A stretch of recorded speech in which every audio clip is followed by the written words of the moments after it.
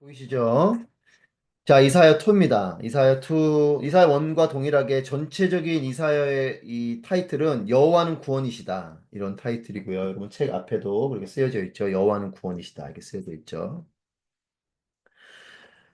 자, 먼저 여러분 오늘 개론 부분에서 선지자 이사야에 대해서 여러분 이사야 1 하신 분들은 좀 기억이 나시겠지만 이사야 2를 하면서 또 약간 이사야 대한 부분을 조금 보면서 또 약간 2에 맞춰서 조금 더 업데이트된 버전의 개론을 드리겠습니다. 선지자 이사야는 물론 뭐 이건 추정해서 그린 그림이고요. 실제 초상화는 아닐 거고 아모스의 아들입니다. 아모스는 여기 선지자 아모스는 아니고요.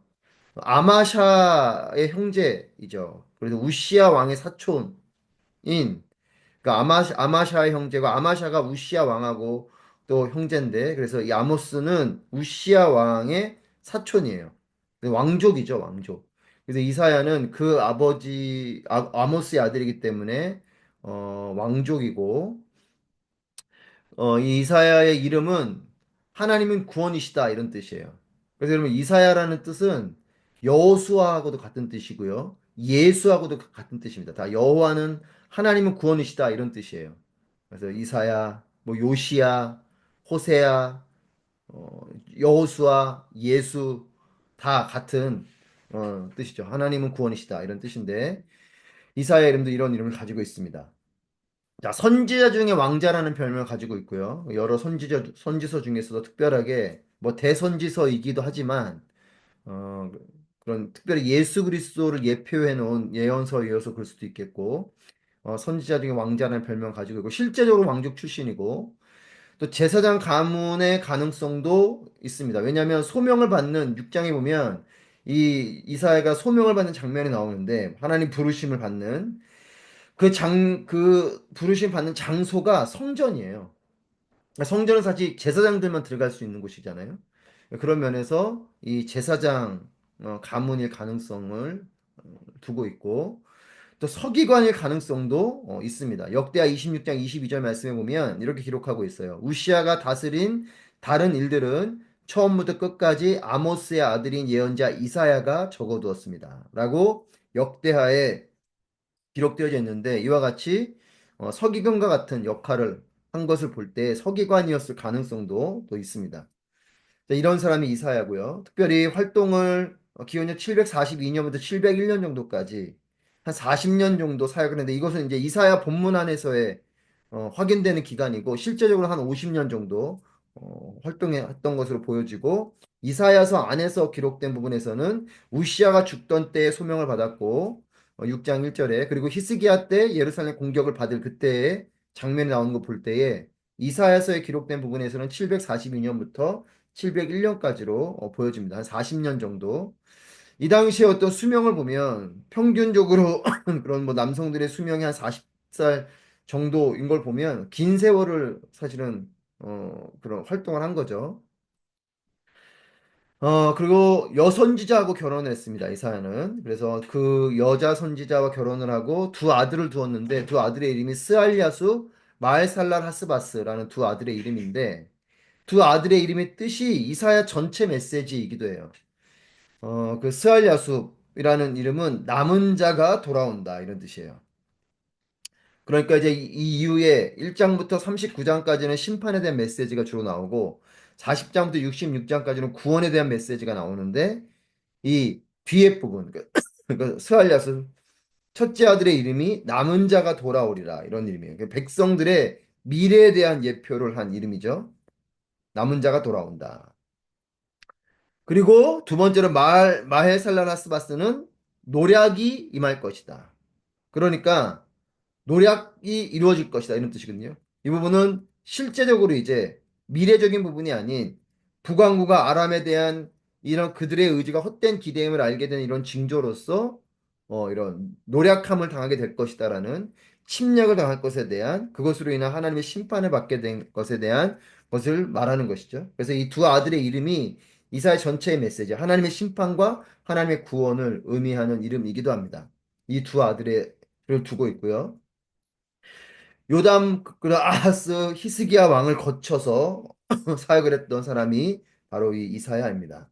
특별히 이런 유대 구전 입으로 전해져 내려오는 특별히 이사야 승천기라는 것이 있는데 이 이사야 승천기 속에 뭐가 나오냐면 악한 왕 므낫세 때에 이 유다가 두 번 톱질을 당한 이런 기록이 있어요.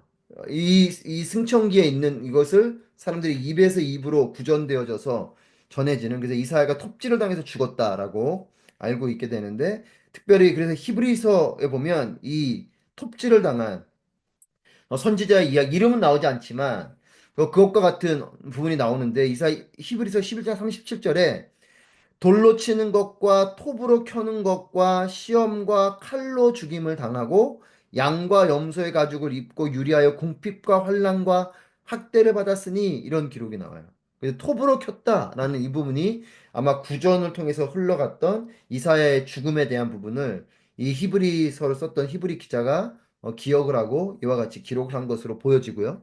그래서 이사야는 톱질을 당해서 죽었다라는 그런 구전이지만 이사야 승천기에 또 그 기록되어 있는 것들이 사람들이 입을 통해서 구전을 통해 내려온 것이지만 그런 어, 구전 기록이 있습니다. 그래서 순교를 당한 톱질을 당해 죽은 것으로 알려져 있습니다.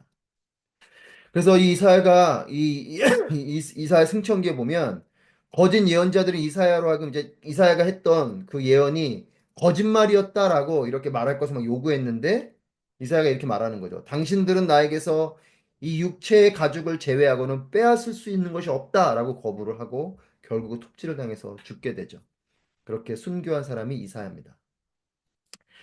그래서 이사야는 에스겔 선지자에게는 미치지 못할진 몰라도 이사야 역시 하나님의 뜻을 알리는 예언자의 상징적인 행동. 특별히 에스겔이 이걸 가장 많이 했는데 이사야도 에스겔 못지않게 예언자로서 말로만 하는 것이 아니라 실제적으로 행동으로 그런 행동을 하는데 3년 동안 벗은 몸과 벗은 발로 다니는 이런 또 한마디로 몸으로 메시지를 전하는 퍼포먼스를 한 거죠. 이걸 통해서 그 이집트와 연합을 통해서 또 이집트로 인해서 이런 너희가 벌거벗은 자와 같은 이런 고통과 고난을 겪을 것이다. 라는 것을 알려주는 그런 모습에서 3년간 벗은 몸과 벗은 발로 다닌 말로만 예언하지 않았고 몸으로 직접 이와 같은 예언을 했고요. 또 아하스 히스기야와 같은 이런 왕들을 향해서 직언을 했습니다. 여호와를 신뢰하라. 여호와의 뜻을 따라 행하라. 라고 이렇게 왕들임에도 불구하고 거리낌 없이 하나님 말씀이기 때문에 왕이어도 뭐 주눅들지 않고 그대로 선포하는 이제 이사야 보시면 당시에 사람 많은 예언자들이 뭐 선지자라고 할 수는 없겠죠. 예언자들이 평안하다 평안하다 이렇게 예언하고 왕들에게도 괜찮을 겁니다. 이렇게 예언했던 한마디로 그런 정치에 그 권력에 편승한 그런 예언자들이 많았는데 이사야는 아니었죠. 이사야는 그대로 하나님 말씀을 가지고 왕들에게도 여호와를 신뢰하십시오 이렇게 외쳐대고 여호와의 뜻을 따라 행하십시오 이렇게 외쳐댔던 사람이 이사야입니다. 그리고 이사야는 위기가 이미 닥쳐오기 전부터 유다에게 임할 그러니까 예루살렘에서 활동했던 사람이기 때문에 북이스라엘과 남유다가 있으면 이 남유다 쪽 이스라엘 예루살렘에서 활동해서 선지자고 그렇기 때문에 이 유다에게 임할 재앙을 미래 내다보고 선포했던 사람이 바로 이 이사야입니다. 여러분 아시는 것처럼 북이스라엘과 남유다가 분열 왕국으로 분리되는데 이 북이스라엘은 아수르의 침공으로 아수르에게 먼저 멸망하고요. 그리고 남유다는 아수르의 침공과 이제 겨우겨우 버텨내고 다 불행 중 다행인 것은 이 아수르에게 멸망당하진 않지만 나중에 바벨론을 통해서 멸망하게 되죠. 그래서 그런 이제 유다에게 임할 재앙을 미리 선포했던 사람이 또 이사야입니다. 특별히 이사야는 정치나 경제나 외교나 뭐 성전, 종교 이와 같이 어떤 영역도 하나님 말씀과 분리된 것이 없이 선포했던 사람이 이사야예요. 그런 면에서 우리가 지금 이사야서를 보는데 이제 물론 후반부 40장부터 66장을 보겠지만 이사야 말씀을 통해서 우리가 다시 한번 더 깊이 깨달을 것은 이사야는 정치를 향해서도 또 경제나 다른 나라들과의 외교적인 특별히 강대국을 의존하는 이런 것에 대해서 상당히 경고하면서 이야기를 했고 또 하나님의 거룩한 성전 그리고 또 제사나 이런 말 그대로 하나님을 예배하는 이런 참된 종교의 부분 이런 부분에서 여지없이 여과 없이 선포했던 사람입니다. 이런 거 볼 때 사실 이 시대를 살아가는 우리 그리스도인으로서 또 이 시대를 살아가는 저와 같은 목회자뿐만 아니라 우리 스스로가 모든 영역 가운데 두루두루 하나님의 뜻을 가지고 그것들 내다볼 수 있고 또 그것에 분명한 목소리를 낼 수 있는 이런 부분도 필요하겠다 싶습니다. 그런 부분에서 이 이사의 말씀을 우리가 그런 관점으로도 깊이 보면서 이 시대의 어떤 정치를 볼 때, 이 시대의 경제 구조를 볼 때, 가진 자와 없는 자의 관계들 이와 같은 것을 말하는 거죠. 외교적인 부분, 강대국을 의지하는 이런 어떤 부분을 넘어 그런 것이 아닌 하나님을 의지하는 부분에서의 어떤 그리스도인으로서의 진정한 그 국가관 또는 어떤 외교적인 부분에서의 모습들 그리고 정말 종교에 대한 다시 한 번 더 우리가 우상을 포함한 이런 것들을 배제하고 하나님 온전히 유일신 여호와 하나님을 경배하는 이런 부분에서의 하나님의 뜻을 가지고 우리가 이것들 볼 수 있는 이 시대를 보고 우리 자신을 보고 또 교회를 보고 나라를 보고 민족을 보고 할 수 있는 이런 눈들이 우리에게도 필요하겠다 싶고요. 그런 면에서 이사의 말씀이 우리에게 그런 영적 눈을 뜨게 하는 그런 기회가 되면 좋겠습니다. 그래서 삶의 전 영역이 하나님 말씀의 영역이었다라는 것. 그래서 이사야는 두루두루 모든 영역을 골고루 다 선포하고 있어요. 그런 것을 통해서 우리도 꼭 종교적인 부분, 만이 아니라 모든 영역 속에 하나님 말씀이 영역임을 깨닫고 그렇게 또 볼 수 있는 분별력도 있어야겠고 또 때에 따라서는 그런 부분에 있어서 분명한 어떤 하나님의 뜻을 선포할 수 있는 부분도 필요합니다. 자, 이제 개론적인 부분을 볼 텐데 이사야서는 총 66장으로 구성되어져 있습니다. 그래서 이것이 또한 성경의 어떤 부분하고 닮아 있어서 1장부터 39장까지가 심판의 메시지를 하고 40장부터 66장까지가 구원의 메시지가 있는데 우리가 아는 것처럼 구약이 39권으로 되어 있고 그다음에 신약이 27권으로 되어 있잖아요. 그래서 이사야가 39장까지 심판에 대한 메시지가 물론 거기에는 심판만 있지 않고 심판과 구원이 또 함께 시줄과 날줄처럼 섞여 있기도 하고요. 40장부터 66장도 구원에 대한 메시지가 주로 나오지만 거기도 또 심판의 메시지 섞여 있긴 하지만 어쨌든 이 1장부터 39장까지가 구약의 말씀처럼 39장, 39권이 또 39장처럼 그리고 40장도 66장이 신약처럼 27장이 27권처럼 그렇게 해서 총 성경 66권의 축소판처럼 담겨져 있는 게 이사야 말씀입니다. 특별히 이사야는 시편하고 더불어서 신약 성경에서 가장 많이 인용된 것이 이사야 말씀이에요. 특별히 사복음서를 포함해서 뭐 바울 서신을 포함해서 이사야서를 많이 인용해 가죠. 특별히 예수님께서도 이사야에 있는 말씀을 시편 말씀도 많이 인용해서 선포하셨지만 이사야 말씀을 많이 인용해 선포하셨고 그러다 보니까 신약 성경에 가장 많이 인용된 것이 시편과 더불어 이사야 말씀입니다. 특별히 이사야서는 예수 그리스도의 생애와 사역을 암시하는 표현들로 가득해서 제5복음서라는 별칭을 갖고 있고요. 예수 그리스도를 상징하고 암시하는 이런 표현들이 이사야서에 많이 담겨져 있어요. 예수 그리스도를 통해서 구약의 이사야서가 성취가 되니까 앞에 우리가 본 것처럼 기원전 한 700여 년 BC 700년 정도까지 사역했던 680 몇 년까지 살았던 사람이고 700년 정도까지 사역했다 보면 700년이 후에 이제 예수 그리스도께서 오시는 그것을 이미 700년 전에 이사야를 통해서 예표가 되어 있는 것인 거죠. 그래서 예수 그리스도를 상징하고 암시하는 표현들로 가득한 것이 이사야서이고 예수 그리스도를 통해서 이 구약의 이사야서가 성취가 됩니다. 누가복음 4장 18절 21절 말씀 제가 읽어드리겠습니다.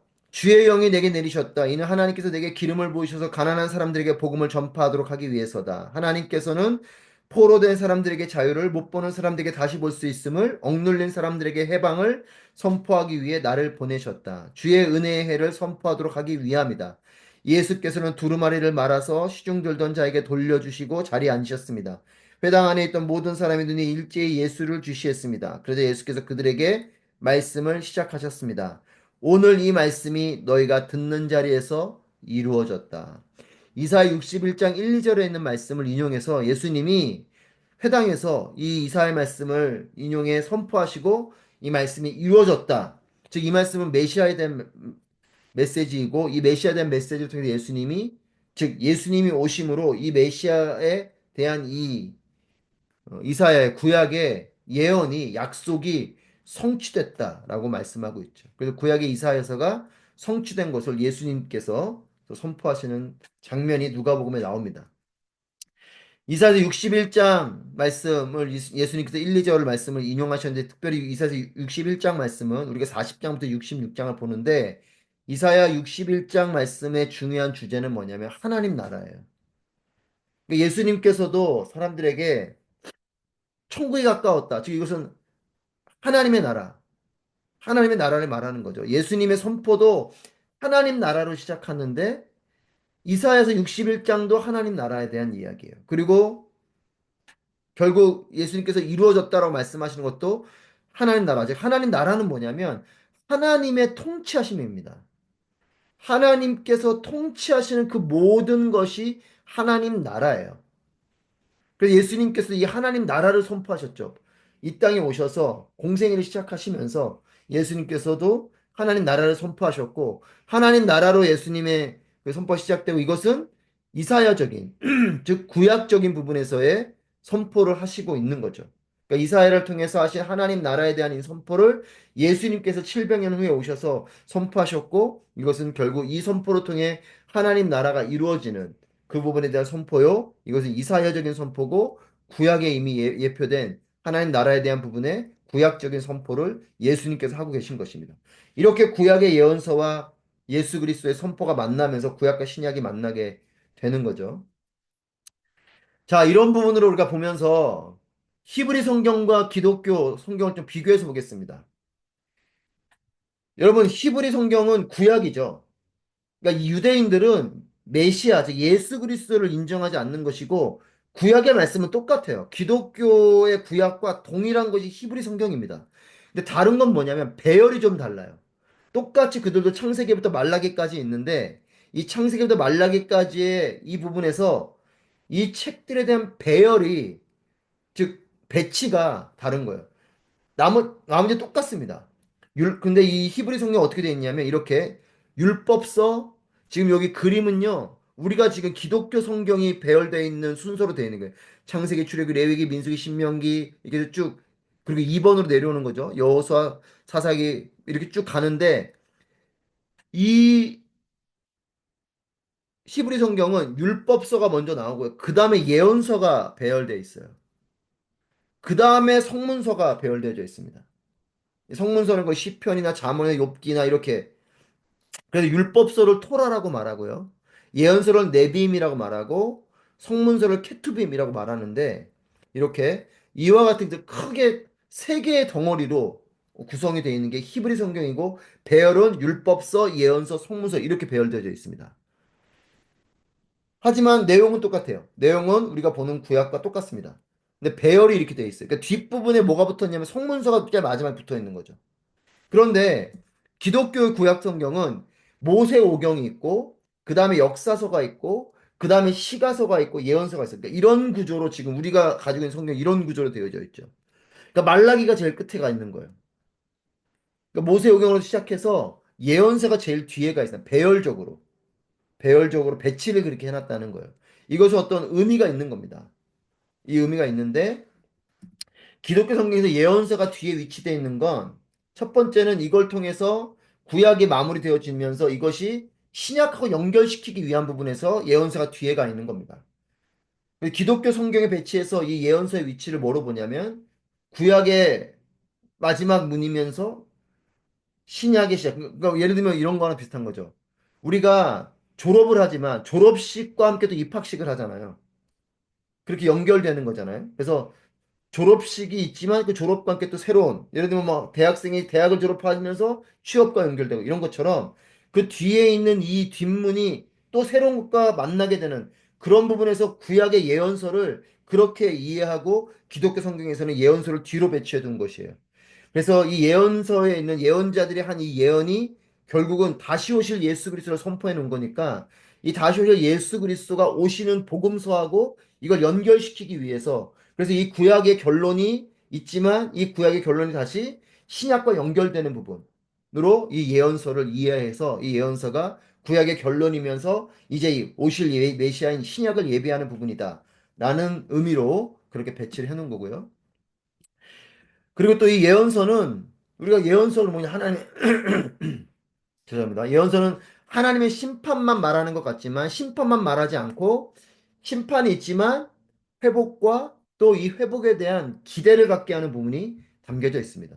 이사야서가 대표적이죠. 이사야서가 1장부터 39장까지는 끊임없이 하나님께서 그들의 죄악을 낱낱이 보고하면서 너희들의 이런 죄 때문에 너희가 이렇게 외세의 침략을 당할 것이고 내가 하지 말란 것들을 너희가 했기 때문에 이런 어려움을 겪을 것이고 이런 하나님의 심판의 말씀을 하시지만 또 뒤에는 내 백성을 위로하라 하시면서 구원에 대한 메시지를 40장부터 66장에 담아 놓으면서 심판만 말하지 않고 이것에는 회복과 또 이 회복에 대한 그들로 하여금 회복에 대한 기대를 갖게 하는 이런 부분이 담겨져 있습니다. 근데 예언서가 구약 마지막에 놓이면서 신약에서 제시되는 예수 그리스도를 위한 길을 예비하는 부분으로 이것을 보게 되는 거죠. 그러니까 예언서는 심판만 있지 않고 구원이 있기 때문에 구약의 끝과 함께 이제 구원을 이루실 예수 그리스도로 연결시켜주는 부분, 그리스도 예수가 오는 길을 예비하는 부분으로 뒤에 배치해 둔 거고요. 예언서의 구약 마지막에 두는 것은 그래서 예언자들의 비전, 예언자들이 선포한 그 여러 예언자들이 선포한 그 예언의 비전, 그들이 보았던 것, 그들이 내다보고 선포했던 이 모든 것이 이루어지는 것이 결국 예수 그리스도를 통해 이루어지는. 그래서 여러분 아시는 것처럼 구약은 오실 메시아에 대한 선포요.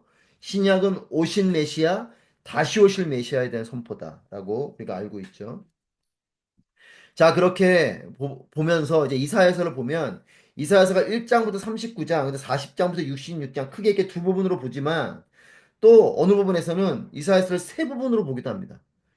학자들에 따라서는 그래서 세 부분을 보면서 1장부터 39장까지를 하나로 보고 그리고 40장부터 52장을 제2 이사야서라고 명칭하면서 그리고 56장부터 66장까지를 제3 이사야서라고 명칭하면서 세 개의 부분으로 이해하기도 합니다.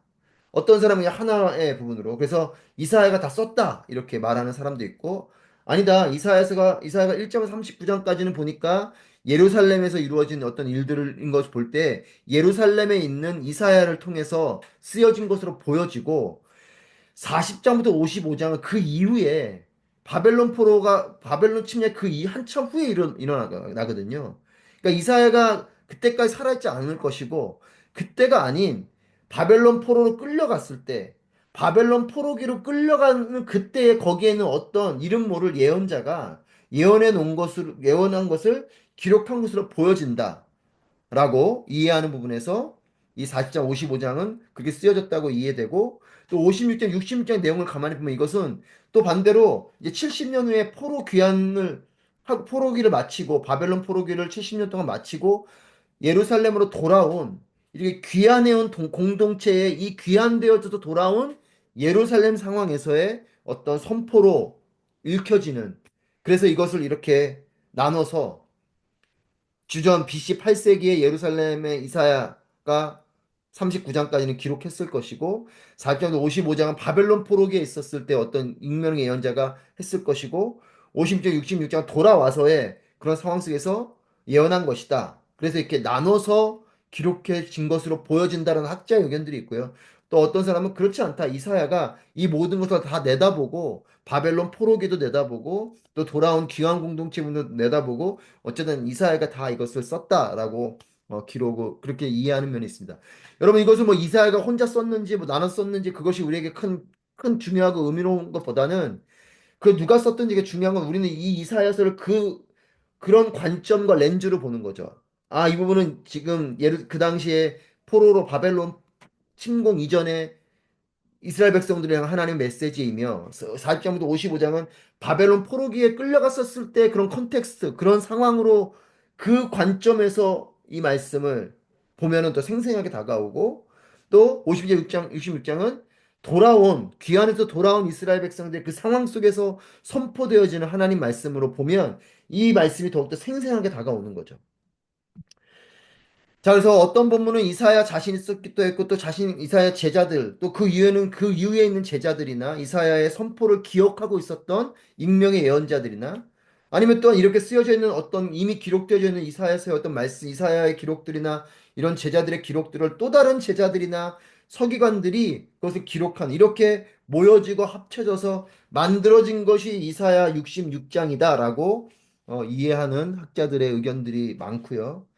우리는 그래서 이것이 뭐 한 사람이 썼든 여러 사람이 썼든 그것이 우리에게 중요한 이슈로 다가오는 것보다 이 관점으로 이사야서를 읽을 때에 더 생생하게 다가온다는 건 사실입니다. 그래서 이 세 부분으로 이런 시대적인 어떤 배경 속에서 이 말씀을 볼 때 중요한 거죠. 사실 우리가 성경을 볼 때도 마찬가지예요. 성경을 볼 때도 예를 들면 복음서 같은 거 볼 때에 예를 들면 우리가 지금 요한계시록도 설교 말씀을 함께 나누지만 그 당시에 있는 성도들의 상황, 그 당시에 있었던 뭐 예를 들면 라오디게아면 라오디게아의 도시의 상황과 그곳에 있었던 그리스도인들의 상황을 우리가 이해하면서 그 말씀 보는 것과 그냥 보는 건 다르다는 거예요. 그래서 이사야서를 볼 때에도 그 당시의 모습으로 하나님께 타락해져 있는 예루살렘의 한가운데로 들어가서 이사야서 1장부터 39장을 보고 그 40장 55장은 바벨론 포로기로 끌려가 있는 그 바벨론의 현장으로 우리가 들어가서 이 말씀을 보고 그리고 56장 66장은 포로기에서 돌아와 있는 폐허가 되어져 있는 하지만 여전히 어려움 가운데 있는 이 예루살렘의 그 한가운데에서 우리가 이 말씀을 읽고 볼 때에 이 말씀은 더 우리에게 의미롭게 다가온다라는 겁니다. 자, 그러면서 시대적 배경을 보면 자, 이사야서 여러분 사실 우리가 40장부터 보지만 이사야서의 쭉 저는 그렇게 읽혀줘도 많은 학자들 얘기하는데 이사야서의 1장이 중요해요. 이사야서의 1장은요. 전체를 담고 있는 내용과 같은 모습이에요. 그러니까 한마디로 1장에 전체 66장 내용을 하나로 정리하듯이 탁 넣어놓은 것 같은 그런 게 1장인데 이 1장 21절 말씀 여러분 성경이 있으신 분들이 성경을 앞에 두시고 보시면 좋겠어요. 오늘 1장도 읽을 텐데 1장 21절 말씀에 이렇게 기록하고 있습니다. 그 신실했던 성, 예루살렘 말하는 거죠. 그 신실했던 성이 어쩌다가 창녀가 됐는가? 정의가 가득하고 그 안에 공의가 깃들어 있더니 지금은 온통 살인자들 뿐이다. 예루살렘을 향해서 이렇게 선포하는 거죠. 그렇게 그 당시 시대를 규정하고 있는 겁니다. 1장부터 39장에 즉 그 당시 이 예루살렘을 볼 때 이 예루살렘의 이 거룩한 성, 이 예루살렘이 어쩌다가 이렇게 영적인 간음함을 하는 창녀와 같은 성이 돼버렸냐. 하나님의 공의가 가득했고 하나님의 정의가 가득했던 이 도시가 어떻게 하다가 이렇게 이 공의와 정의를 잃어버리고 온통 다 살인자들처럼 이렇게 죽이고 핍박하고 이런 시대가 돼버렸냐라고 안타까운 마음으로 선포하고 있어요. 여러분 근데 이런 부분을 보면서 이 시대를 함께 접목해서 보시면 우리에겐 더욱더 유익하죠. 지금 우리가 살아가고 있는 도시는 어떻고 우리가 살아가는 시대는 어떻습니까? 우리도 사실 이거가 별반 다르지 않죠. 우상으로 난무한 이런 어떤 시대를 살아가는 그리스도인들의 모습 속에서 하나님 말씀하신 정의와 공의를 잃어버리고 세상적인 세속적인 육적인 이런 강자가 약자를 압제하는 이런 모습 속에서 살아가고 있는 우리의 모습은 이 이사야서 말씀 통해서 깨닫게 되는 분이 많습니다. 혹독하게 이사야가 이것을 책망하고 있는데 책망하고 있는 원인은 뭐냐면 오래도록 이어진 번영으로 인해서 만연해진 교만에 대한 게 이유예요. 좀 뭐 복잡하게 써놨지만 쉬운 말로 하나님의 은혜를 주시고 축복을 주셨는데 하나님 주신 이 은혜와 축복 아래 하나님께 영광 올려드리며 주신 축복과 번영, 그러니까 이 번성한 것을 잘 가지고 가야 되는데 하나님 주신 이 번영을 가지고 이것이 결국 계속 진행되는 가는 과정 속에 이스라엘 백성들이 교만해지는 거죠. 교만은 다른 게 아니고 하나님을 거부하는 겁니다. 교만은 하나님을 거부하는 마음이 교만이에요. 하나님을 언제 따르는 것이 겸손한 마음입니다. 물질도 하나님 주신 것이고 우리의 이런 국가적인 평화도 하나님 주신 것이고 우리 이 이스라엘을 지키시고 보호하시는 분도 하나님이시고 이것이 하나님을 인정하는 자들의 모습인데 하나님을 무시하고 주변 나라를 의지하고 자신들이 가진 것을 의지하고 자신들의 지위를 가지고 연약한 자들을 억압하고 이런 모습들 이것이 교만이고 이 부분을 이사야가 지적하고 책망하는 거죠. 특별히 유다에 있는 지도층들, 종교인들이나 정치인들은 가난한 자들을 학대하고 약탈했습니다. 근데 그 부분에 대한 것을 우리 이사야 원할 때 이사야 여러분 앞에 1장부터 쭉 읽어보시면 그런 얘기가 계속 나오죠. 유다 지도층의 종교인들에 대해서 그리고 지도층들에 대해서 너희들이 가난한 자들을 학대했고 가난한 자들을 약탈했고 너희가 부가 있는데도 그걸 나누지 않고 오히려 있는 자들부터 약탈했고 이런 말씀들을 계속하고 있죠. 그리고 또 이 일들을 권력과 법을 이용해서 합법적으로 하고 있었습니다. 그러니까 불법을 행하는 건데 이걸 저는 그래서 이런 이사야서의 말씀을 가만히 보면 지금 이 시대의 모습들을 보게 되는 거죠. 어떤 리더 그룹들이 하고 있는 부분들에서 어떤 그런 불법을 자행하는 일들을 그들은 합법적으로 하고 있는 거예요. 그러니까 이런 부분을 그 당시 이 예루살렘에서도 있었던 겁니다. 이것을 하나님께서 이사야를 통해서 경고하고 계십니다. 유다의 실상에 대해서 누구나 사람들은 평화를 노래하고 번영을 찬송했어요. 그러니까 이런 시대 속에서 사람들은 지금 우리는 평안하다. 아무 문제가 없고 우리는 하나님의 복을 받고 있고 하나님은 이렇게 우리를 축복하고 계신다. 자신들이 약탈하고 하나님 주신 그 축복을 흘려보내지 않고 오히려 없는 자들 걸 더 뺏어서 부익부 빈익빈이 깊어지는 이런 상황들 속에서 이들은 이 모든 것이 하나님의 축복이고 우리는 평화롭고 우리는 번영하고 괜찮다. 라고 그들은 평화를 노래하고 번영을 찬송했던 그런 사람들인데 오히려 여호와께서 세우신 예언자인 이사야의 눈에 비춰지는 유다는요 부패한 자식이었어. 유다는 그렇게 선포하는 거예요. 그러니까 아까 그 이사야 승천기에 나온 것처럼 이런 평화를 노래하고 번영을 예언했던 그렇게 선포했던 평안하다 평안하다 외쳤던 그 사람들이 이사야에게 멱살을 잡으며 하는 얘기가 뭐냐면 너가 그렇게 부패한 자식이라 말하고 경고하고 하나님 심판이 있을 거라고 말했던 그 예언들 다 거짓말이라고 말하라는 거예요. 근데 이사야는 그렇게 말할 수 없죠. 그러니까 하나님의 눈을 가지고 이 이사야는 이런 시대 속에 그는 평안하다고 말할 수 없고 이런 번영은 번영이 아니라고 말하고 있고 이것은 타락한 것이고 이것은 벌받을 일이고 이런 이야기를 하고 있는 거죠. 그러면서 지금 이 시대를 보는 우리의 눈도 그런 하나님의 정의와 하나님의 공의의 눈으로 볼 수 있어야겠다 싶습니다. 자, 아하스 같은 왕은 바알들의 우상을 만들었어요. 하나님을 섬겨야 되는 그 하나님의 이스라엘 백성들의 이 왕이 바알들의 우상을 만들고 이방 족속들이 행했던 가증한 일들을 이 가증한 일들은 우상 숭배를 포함한 음란함 그들의 어떤 그런 타락한 문화들을 그대로 버젓이 따라한다는 거죠. 그걸 하고 있고 그러니까 리더가 이런 일들을 하고 있습니다. 여러분 이 시대에 우리의 리더들은 어떻습니까? 우상을 따르는 이런 하나님의 백성들 하나님의 나라인 이스라엘이 그 최고 통치자인 이 왕이 이와 같은 우상 숭배를 하고 또 버젓이 그런 가증한 일들을 자행하고 있는 그래서 산당과 푸른 나무 아래에서 제사하고 분향하면서 이사야가 여호와만 의지하라라고 그렇게 말하는데도 여호와를 의지하지 않고 이방 신들을 의지하고 이방의 문화 속에서 춤추고 또 하나님을 의지하지 않고 주변 나라 강국들을 의지하는 아수르를 의지하고 하는 이런 주변 강국들을 의지하는 이런 모습을 보여주고 있습니다. 이것에 대해서 이사야가 하나님 마음을 가지고 선포하는 것이 이사야서 앞에 부분 내용이죠. 그러니까 외세의 힘으로 아하스는 결국 하나님의 힘이 아니고 외세의 힘을 받아가지고 어려움을 해결합니다. 이게 또 문제죠. 외세의 힘으로 해결한 사람은 계속 외세의 힘을 얻습니다. 그러니까 하나님의 힘을 통해서 하나님을 의지해서 문제를 해결한 사람은 계속 하나님을 의지해요. 왜 우리가 사람을 의지하고 왜 물질을 의지하고 다른 것을 의지하냐면 그와 같은 것으로 해결을 해봤기 때문에 그렇습니다. 사람이 나의 해결자가 되어졌기 때문에 사람이 나의 해결자가 될 것처럼 여겨지기 때문에 여러분 이 시대는 어쩌면 사람들이 그런 말 하잖아요. 유전무죄 무전유죄 이런 말을 하던데요. 물질이 있으면 무죄고 그러니까 죄가 있는 것도 죄가 없이 되는 거죠. 그러니까 돈으로 해결해 본 사람은 다 돈으로 해결합니다. 그러니까 정의로운 마음을 가질 필요가 없는 거예요. 그냥 돈으로 해결해 버리는 거예요. 그러니까 외세의 힘으로 어려움을 해결한 아하스는 아수르 왕이 주둔하던 다메섹에 재단이 세워져 있었는데 이 재단을 보면서 깊은 인상을 받습니다. 왜 이런 위협적인 힘이 저런 재단과 이들이 섬기는 이런 신에서부터 비롯된다는 생각을 하는 거예요. 여러분 이게 사실은 이게 우상이죠. 우리에게도 마찬가지입니다. 이 세상을 살아가는 힘이 돈의 힘에 있구나. 이 세상 살아가는 힘이 세상 권력에 있구나. 라고 깊은 인상을 받으면 어떤 일을 하게 되냐면 아하스가 그런 인상을 받게 되니까 자신이 보았던 이 재단의 모든 구조와 이런 제도는 제사박법이죠. 그들이 한 제사법.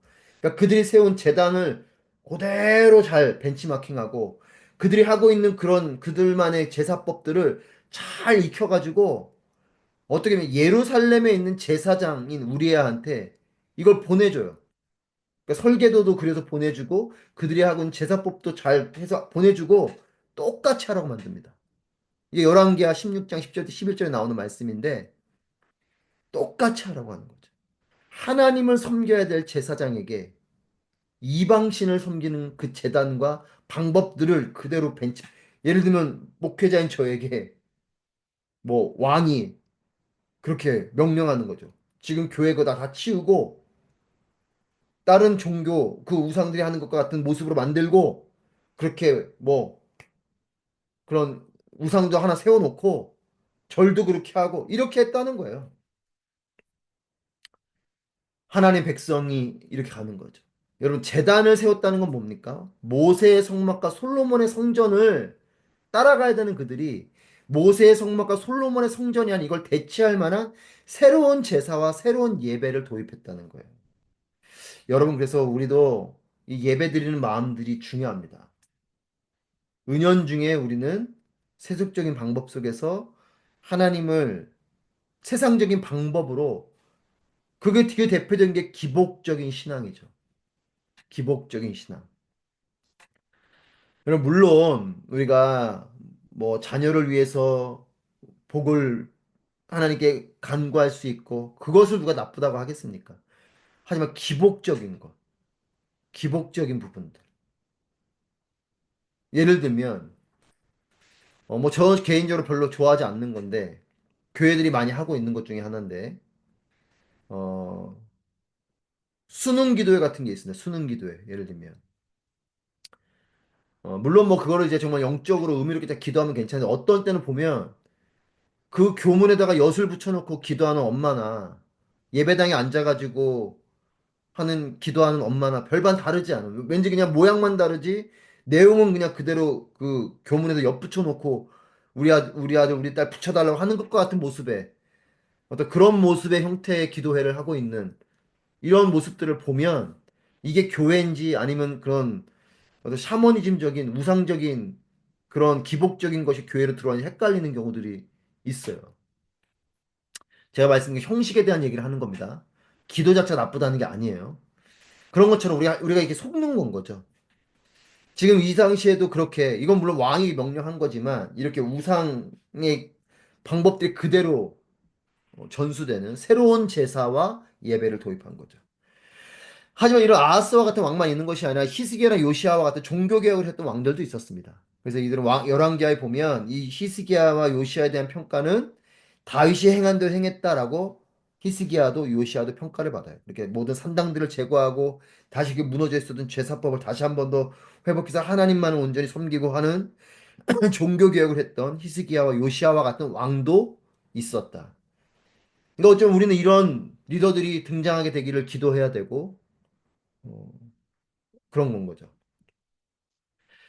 자, 예언자의 사역과 메시지를 볼 때, 우리가 예언자들의 사역이나 메시지를 볼 때 우리가 뭘 봐야 되냐면, 아주 구체적이고 특수한 역사적 상황 속에서 주어졌던 것을 기억하셔야 돼요. 그러니까 지금 이사야서를 볼 때에도 그냥 이사야서를 건조하게 그냥 문자적으로 보는 게 아니라, 아, 이사야가 이렇게 선포하는 이때에는 어떤 일들이 있었던 거지? 어떤 환경 속에서 이런 선포를 하고 있는 거지? 어디에서 이 선포를 하고 있는 거지? 누구에게 이 선포를 하고 있는 거지? 이 선포를 하고 있는 그 사람은 어떤 상태인 거지? 이런 그 예언자가 선포할 때는 그 예언자가 선포할 수밖에 없는 환경이 있는 거예요. 이 환경을 그냥 이해하고 예언서를 보는 게 좋다는 뜻입니다. 그러니까 그냥 건조하게 그대로 받아들이는 것이 아니고 이 컨텍스트를 알아야 된다는 거죠. 그렇게 구체적이고 특수한 역사적인 상황 속에서 선포했다는 걸 여러분 기억하시고 그 환경들을 잘 이해하시면서 예언서를 보시면 훨씬 좋고요. 사실 그렇게 보셔야지 정확한 의미와들을 우리가 또 깨닫게 되는 거고요. 자, 그래서 예언자 메시지 이해할 때는 역사적인 상황을 반드시 고려해서 보시는 게 좋습니다. 여러분, 그래서 우리 이사에서 볼 때에도 그런 부분으로 배경을 잘 보면서 보시면 좋겠고요. 그래서 하나님 말씀은요, 결코 역사와 현실과 분리될 수 없어요.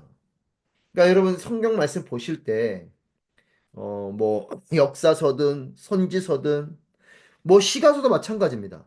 거기 보면 뭐 다윗의 시 이런 게 있잖아요. 다윗이 이게 어떠한 환경 속에서 썼는지가 중요한 거예요. 그냥 표현한 게 아니라 그 환경이 있어요. 그런 환경 속에 그냥 예를 들면 여호와는 나의 목자이시니 내게 부족함이 없습니다. 이렇게 그냥 시적 표현으로 이거 그냥 좋은 의자에 앉아가지고 맛있는 걸 먹으면서 그렇게 표현해도 은혜로운 표현이지만 그게 아닌 정말 광야에서 도망자의 신분으로 그렇게 외로운 곳에 홀로 앉아서 이 고백을 했다고 본다면 이 후자가 훨씬 더 강력한 메시지로 오는 거죠. 그 외로운 곳에서 죽음의 위협이 있는 그곳에서 다윗은 여호와는 나의 목자라고 외친 거. 내게 부족함이 없다고 외친 것. 이게 다른 건 거죠. 그것처럼 이 예언서는 역사와 현실하고 분리될 수 없는 걸 기억하시고 그런 것들을 잘 보시면서 보시면 좋습니다. 이제 뒤에 또 이제 잠깐 브레이크하고 뒷부분 할 때도 설명을 드리겠지만 어, 우리도 마찬가지죠. 이 이스라엘 백성들이 포로로 갔다가 돌아온 이 귀환 공동체 예루살렘에 있는 이스라엘 공동체의 모습은 사실 우리에게는 상당히 접점이 많이 있어요. 우리도 일제 압제와 해방기를 겪었던 민족이잖아요. 물론 지금 저는 그것을 실제적으로 겪은 사람은 아니지만 그 역사의 어떤 흐름이 있는 우리에게는 이것이 더 이해가 빨라지는 거죠. 제가 예전에 이라크 갔을 때 이라크에 있는 사람들이 그런 얘기를 하더라고요. 그러니까 한국 사람들을 자기가 좋아한다고 하면서 이유가 뭐냐면 당신들도 우리처럼 전쟁을 겪어본 나라이지 않냐. 이 얘기를 하는 거예요. 그렇죠. 전쟁을 겪어본 사람들이 전쟁을 겪어본 사람들을 더 잘 이해하는 것처럼 이 포로 귀환기에서 온 사람들은 그와 같은 환경을 겪어본 사람들이 더 이해가 잘 할 수 있는 거지 않겠습니까? 그것처럼 우리가 이사에서도 예를 들어 뒤에 이제 56장, 66장을 볼 때에도 우리의 어떤 역사적인 환경을 접목시켜서 보면 훨씬 이것이 잘 보여지고 또 지금 이 시대의 도시를 살아가고 이 시대를 살아가는 우리가 그 당시에 예루살렘에 있는 모습들, 소돔과 고모라 같은 모습들을 접목해서 보면 또 이 시대에서 이 말씀들이 더욱더 생생하게 다가올 수 있는 것을 우리가 깨닫고 당시의 예언자의 선포했던 역사나 현실들을 잘 보는 것이 중요하다라는 겁니다. 네, 이제 이사야서 1장을 함께 보겠습니다. 물론 우리 40장부터 볼 건데 오늘은 개론적인 부분에서 1장을 조금 보면서 갈 텐데요. 자, 1장은 이사야가 사역하던 전 시기를 포괄하면서 기록되어진 것이 1장이고요. 그래서 앞에 뿐만이 아니라 전체 모든 시기를 포괄하고 이 때문에 이사야서의 첫머리에 놓여진 이유가 이사야 사역의 전 시기를 포괄하고 있기 때문으로 보여집니다. 이사야서 전체를 포괄하는 머릿말이면서 틀이 되는 것이 이사야서 1장인데, 자, 여러분, 이사야서 1장을 같이 한번 읽겠습니다. 여러분, 우리말 성경 있으신 분들 성경 좀 펴시면 좋겠고, 뭐, 폰으로 보셔도 괜찮겠고요. 자, 이사야서 1장을 읽는데, 제가 읽겠습니다. 제가 읽으면 여러분 눈으로 또 음속으로 한 상태에서 여러분들도 같이 따라서 읽으시면 더 좋겠습니다. 여러분 소리를 내서 읽는 게 더 좋습니다. 우리말 성경으로 보겠습니다. 이것은 유다 왕 우시야, 요담, 아하스, 히스기야 시대의 아모스의 아들 이사야가 유다와 예루살렘에 대해 본 이상입니다. 하늘아 들으라, 땅아 귀 기울이라. 여호와께서 말씀하셨다. 내가 자식들이라고 기르고 키웠으나 그들이 나를 거역했구나. 황소도 자기 주인을 알고 나귀도 자기 주인의 구유를 아는데 이스라엘은 알지 못하고 내 백성은 깨닫지 못하는구나. 아, 어긋나 버린 민족, 죄악을 진 백성, 악행하는 종자, 타락한 자식들, 그들이 여호와를 저버렸구나. 그들이 이스라엘의 거룩하신 분을 경멸했구나.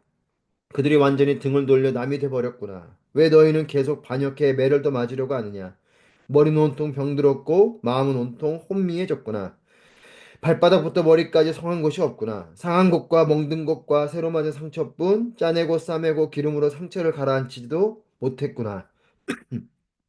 너희 땅은 황폐해졌고 너희 성들은 불태워졌다. 너희 땅은 너희 눈앞에서 이방 사람들에게 삼켜졌으며 이방 사람들에게 파괴된 것처럼 폐허만 남았다. 시온의 딸이 포도원의 초막처럼 오이밭의 원두막처럼 에워싸인 성처럼 겨우 남았다. 만군의 여호와께서 우리 몇몇을 살아남게 하지 않으셨다면 우리는 소돔같이 고모라같이 됐을 것이다. 여호와의 말씀을 들으라. 너희 소돔의 지도자들아, 우리 하나님의 율법에 귀 기울이라. 너희 고모라의 백성들아, 여호와께서 말씀하신다. 그 많은 너희 재물을 무엇하려고 내게로 가져오느냐? 나는 순양의 번제와 살찐 짐승의 기름도 지겹다. 나는 황소와 어린 양과 염소의 피도 기쁘지 않다. 너희가 내 얼굴을 보려고 나올 때 누가 너희에게 이것을 달라고 요구하더냐? 내 뜰만 밟을 뿐이다. 더 이상 헛된 재물을 가져오지 말라. 재물 타는 냄새도 역겹다. 초하루와 안식일과 집회의 선포를 견딜 수 없다.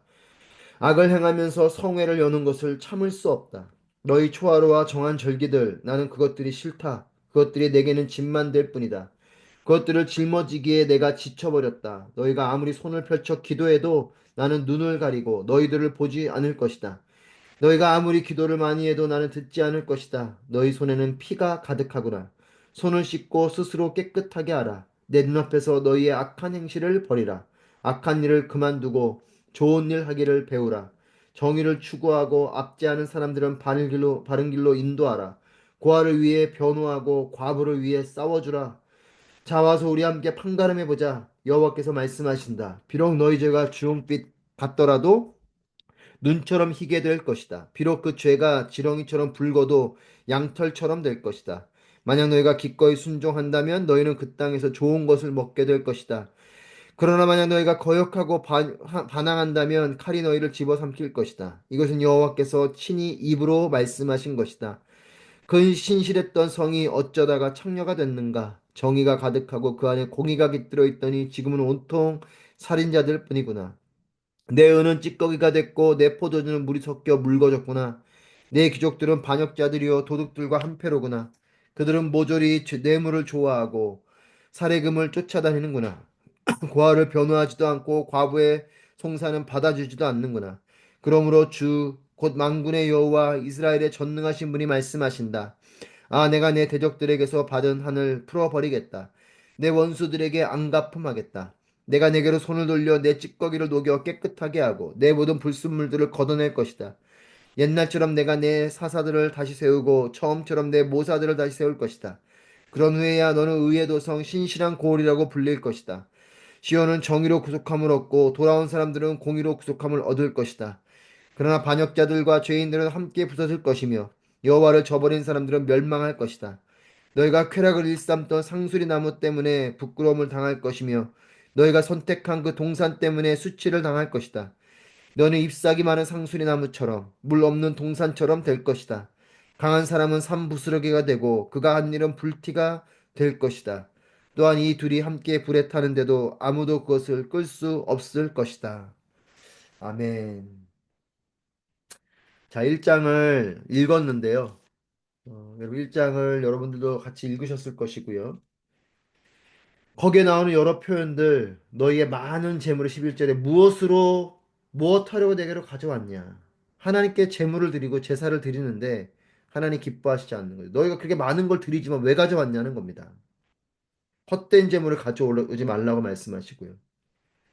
그러면서 17절에서 좋은 일 하기를 배우라고 말합니다. 정의를 추구하라고 말합니다.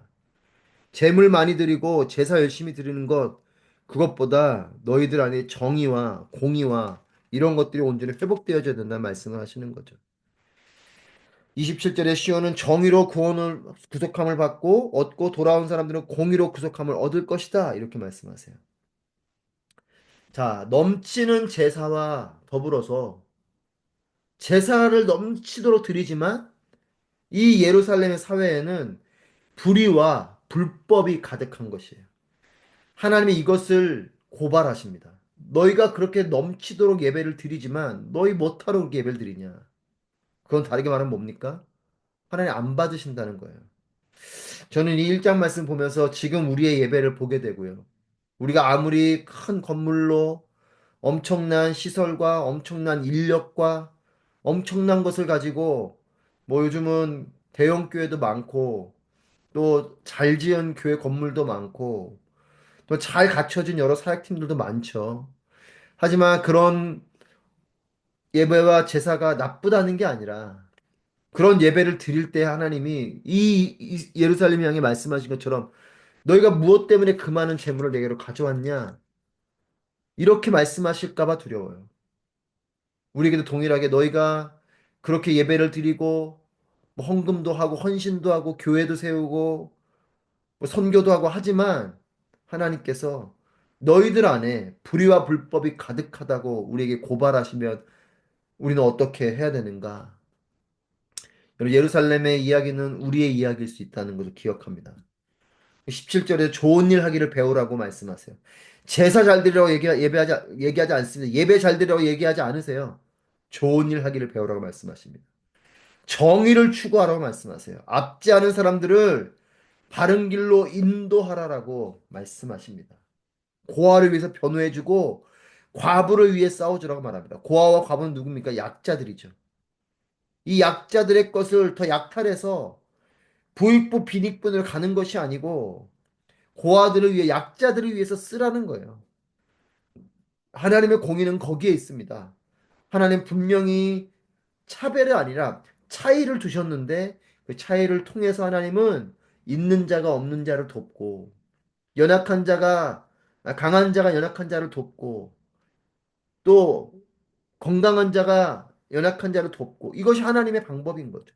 고아를 위해 변호하고 과부를 위해 싸워주는 과부를 더 착취하고 고아를 통해서 더욱더 내 부를 가져오는 이런 모습이 아니고 여러분 이것이 지금 이 시대에 흐르고 있는 우리 안에도 있는 모습들은 아닌가 싶어요.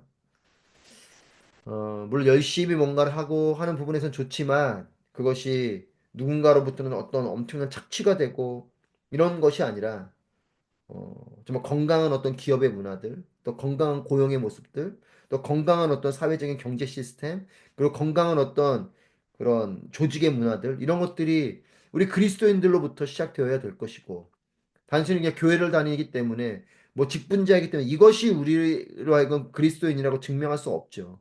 하나님 그걸 말씀하시는 거예요. 너희가 예배 많이 드리는 거, 그게 나에겐 중요하지 않고 예배를 드리는 게 나쁘다는 게 아니라 너희들이 불법과 불의를 행하는 그런 모습 속에서 내게로 예배하지 말고 너희가 정의를 먼저 회복해라. 불법과 불의를 멈추고 좋은 일 하기를 배우라. 이건 정의를 배우라는 거죠. 27절에 시온은 정의로 구속함을 받고 돌아온 사람들은 공의로 구속함을 받을 것이다. 결국 너희가 내 백성으로 오게 되는 이 구속함, 이 구원의 백성이 되는 일은 하나님을 향한 온전한 마음을 회복할 때라는 거예요. 여러분 행위를 말하는 게 아닙니다. 이건 마음을 말하는 거예요. 태도를 말하는 거죠. 우리의 중심을 말하는 거죠.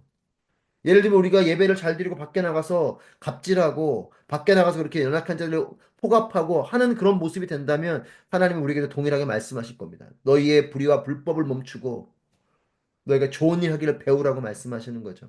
이사야서 1장 말씀을 통해서 제가 이걸 같이 한번 다시 한번 더 읽고 이 부분을 우리가 보게 되는 건 이 내용이 이사야서 전체에 흐르고 있는 내용이에요. 하나님 말씀하시는 그들의 죄악상, 그것은 결국은 하나님이 말씀하시는 정의와 공의, 즉 이것 하나님 말씀하시는 사랑이죠. 하나님 말씀하시는 그렇게 흘려보내는 사랑. 하나님이 그런 사랑을 하신 거잖아요. 예수님을 통해서 그 사랑을 보이셨고. 그럼 우리에게도 그 사랑을 말씀하시는 겁니다. 흘러가는 사랑. 낮은 곳으로, 더 낮은 곳으로 나아가는 것. 그걸 말씀하시는 거고. 그것을 해내는 것, 그것이 진정한 하나님의 백성이 되는 것이고, 결국 이사야서에 흐르고 있는 하나님 나라에 대한 관점이 그것이죠. 하나님이 통치하시는 나라는 갑질하는 세상이 아니죠. 있는 자가 도 없는 자를 겸손히 섬기는 것, 배운 자가 없는 자를 가리키는 것, 배워서 남 주고 벌어서 남 주고 내 건강을 가지고 남을 위해 살아가고 이것이 하나님이 말씀하시는 하나님 나라입니다. 여러분 무슨 꼭 어떤 그런 흔히 말하는 공산주의적인 공산이란 시스템은 사실은 이 성경에서 온 거죠. 하지만 그것을 시스템적으로 만든 거고 하나님이 말씀하신 시스템은 그 공산이 아니잖아요. 모두가 다 똑같지 않죠. 어떻게 다 똑같은 배급입니까? 그게 아니라 그 가운데 있는 하나님의 사랑, 초대교회는 그것이죠. 내가 가진 것을 내가 더 많이 가서 더 많이 내놓고 그런데 이것을 뭘로 했냐면 사랑으로 한 거예요. 사랑으로. 하나님을 사랑하는 마음으로 그리고 이웃을 사랑하는 마음으로 그러니까 흔히 말하는 이 공산 시스템은 이 사랑이 없어요. 사랑이. 시스템만 있는 거죠. 제도로 이걸 하고 있는 거죠. 그게 아니라 사랑의 마음으로 하는 거. 하나님 그거를 이 예루살렘에 있는 사람들 종교인들에게 리더들에게 그거를 경고하고 계신 겁니다. 자, 이제 제 2사야 이제 우리가 이제 보게 되는 이제 이사야 2에 나오는 40장부터 66장이 제2이사야, 제3이사야 부분인데, 물론 아까 앞에 개론에 말씀드린 것처럼 1장부터 39장, 40장, 66장 이렇게 보기도 하고 또 하나로 전체를 통으로 보기도 하지만 우리는 시대적 배경에 따라서 예루살렘에서 있었던 부분, 그리고 포로기, 그리고 포로기에서 돌아온 부분, 이 세 부분으로 우리는 그 렌즈를 가지고 보겠습니다. 이 제2이사야 40장부터 55장 부분에서 간략한 내용을 보면 이제 우리가 40장부터 보는데 40장을 펼쳐보시면 40장 1절에 이렇게 나오죠. 위로하라 내 백성을 위로하라. 너희 하나님께서 말씀하신다. 그러니까 39장 8절까지의 내용과 갑자기 40장 1절 내용이 연계성이 약해요. 뭔가 좀 갭이 있어요. 시간적인 갭이든 아니면 어떤 환경적인 갭이든 갭이 있는 거죠. 그러니까 심판의 말씀을 쭉 하시다가 40장 1절부터 위로하라 이렇게 나오는 거예요. 위로하라 내 백성을 위로하라 너희 하나님께 말씀하신다 2절에서 예루살렘의 마음을 위로하며 말하라. 예루살렘의 복역 기간이 완전히 끝났고 형벌도 다 치렀으며 여호와의 손에서 그 죄값을 2배나 받았다고 선포하라. 즉 너희의 그런 고생하는 때가 끝났고 너희의 죄에 대한 것이 모두 사함 받았다. 라고 선포를 하시면서 40장이 시작됩니다. 위로의 메시지, 구원의 메시지를 던지면서 시작하고 있어요. 40장부터 55장 말씀은 이 전체 40장 55장 말씀은 쭉 내용을 보면 하나님께서 이미 말씀하시고 성취하신 옛적 일들을 말하고 있어요. 옛적에 이미 하나님께서 이루신 뭐 출애굽 사건을 포함해서 홍해가 갈라진 사건을 포함해서 하나님이 이전에 하셨던 말씀들, 하나님께서 이전에 약속하신 그 하나님께서 예전에 하셨던 그 일들을 이사야가 다시 언급하고 있으면서 이 내용들이 전개되는데 옛 일들을 옛 말씀들을 말하는 건 다른 게 아니고 그렇게 말씀하셨던 그 말씀이 그때 그 과거에 이루어진 것처럼 그때 하나님께 말씀하신 그 일이 그런 사건으로 펼쳐진 것처럼 앞으로도 하나님의 그런 새로운 일들이 이루어질 거다라는 건 거죠.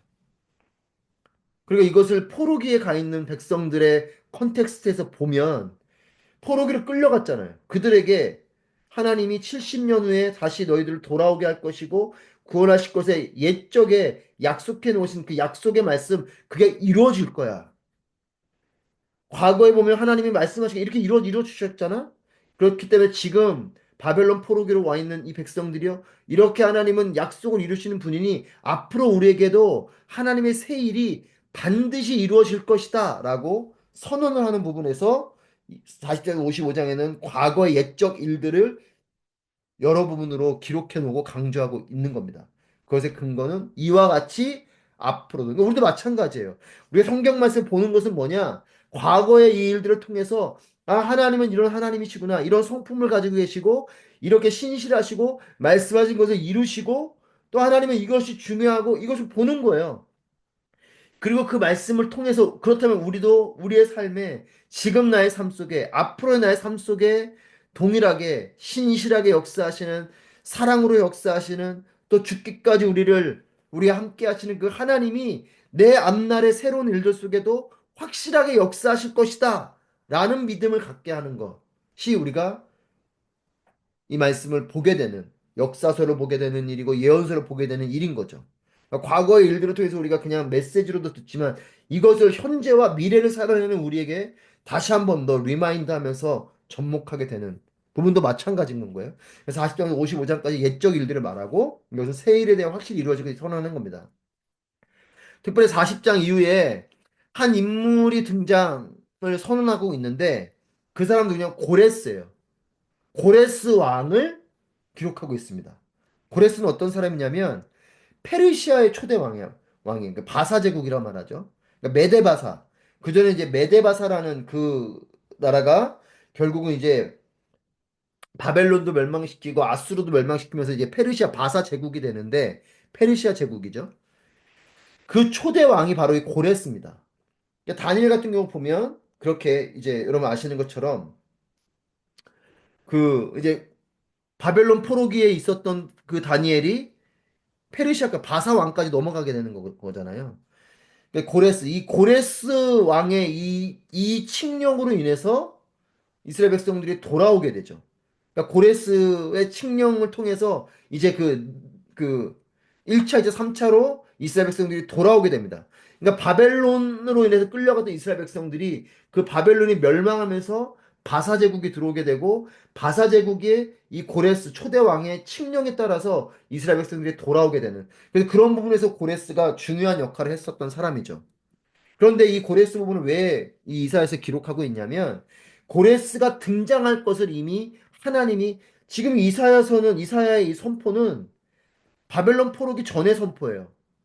그렇기 때문에 이게 이사야가 다 선포 기록한 것이다고 보면, 바벨론 포로로 끌려가기 700년 전에 이미 이 말씀이, 고레스에 대한 이야기가 이미 700년 전에 기록되어져 있는 것이고, 그래도 그 고레스에 대한 그 과거 이야기들을 이미 기록한 이 부분에서 하나님이 먼저 이 고레스가 나올 것, 이런 인물이 등장할 것을 미리 알고 말씀하신 것. 그래서 이 고레스가, 이 이후에 고레스를 통해 이스라엘 백성이 귀환하게 되는 걸 볼 때 사람들이 그걸 깨닫는 거죠. 아, 그때 하나님이 과거에 말씀하셨던 그 사람이 이 고레스구나.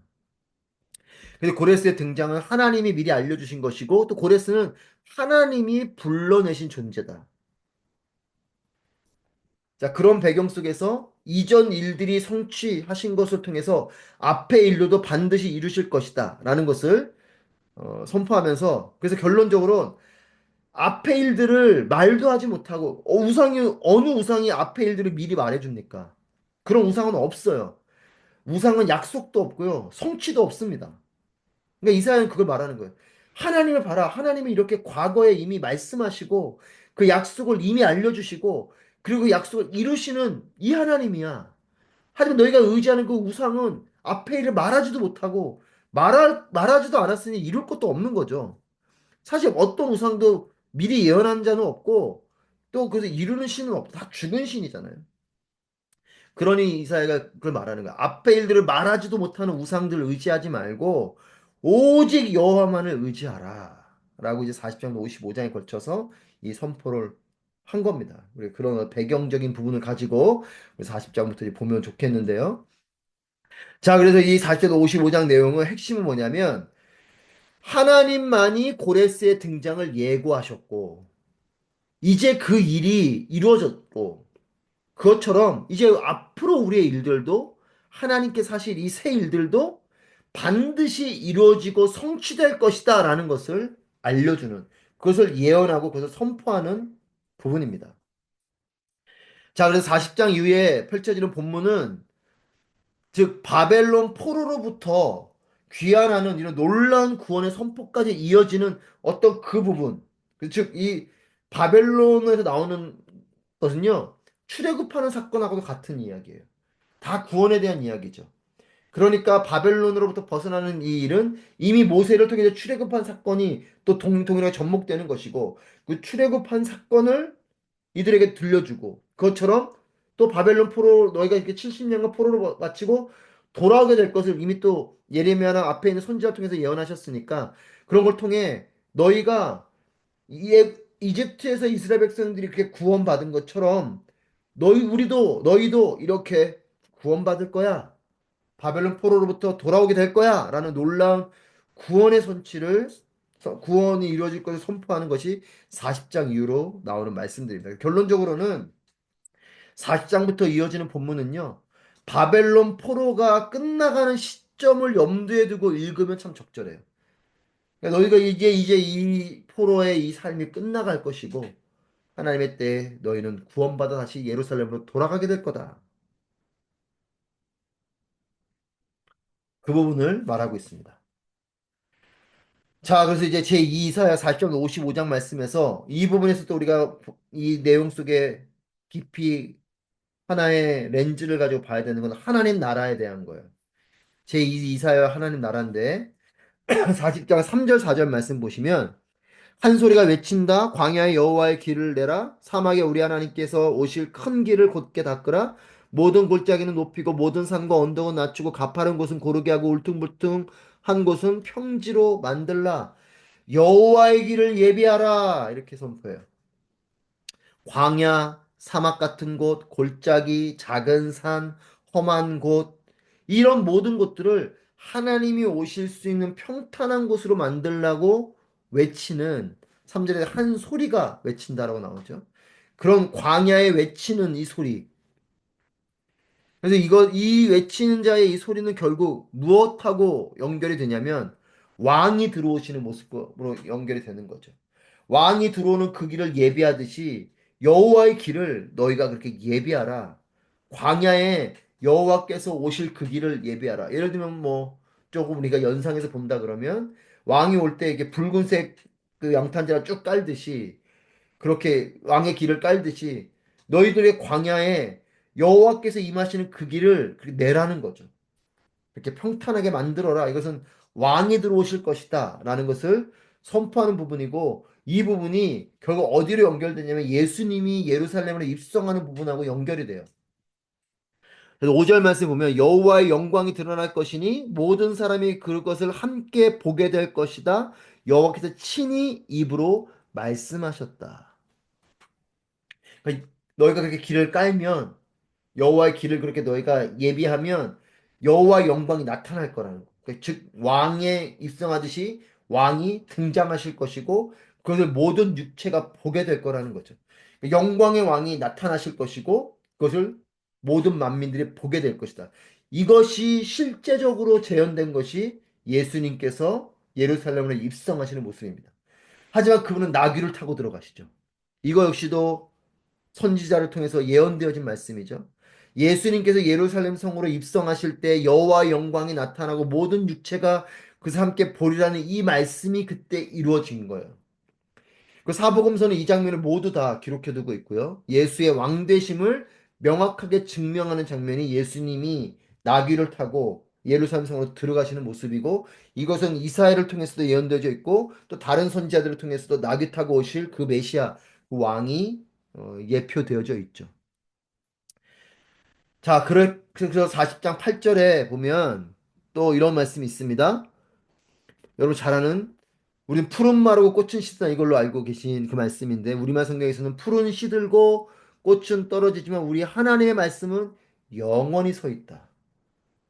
그러니까 왕이 오실 것을 예표하면서 8절에서는 말씀을 강조하고 있어요. 여호와의 말씀, 그것은 영원하다. 영원한 하나님 말씀을 선포하면서 그러면서 9절 10절에서 뭘 말하냐면 시온의 좋은 소식을 전하는 사람아. 그러니까 8절에서 자, 앞에서 왕에 대한 말씀을 했고 8절에서 이 왕 대신 하나님의 말씀이 영원할 것이고 9절 10절에 뭘 말하냐면 시온의 좋은 소식을 전하는 사람아 너는 높은 산으로 올라가거라 예루살렘의 좋은 소식을 전하는 사람아 두려워하지 말고 힘껏 외쳐라 유다의 성읍들에게 말하여라 보라 너희 하나님께서 여기 계시다 보라 주 여호와께서 능력으로 오신다. 친히 그 팔로 다스릴 것이다. 보라 그분이 상급을 갖고 오신다.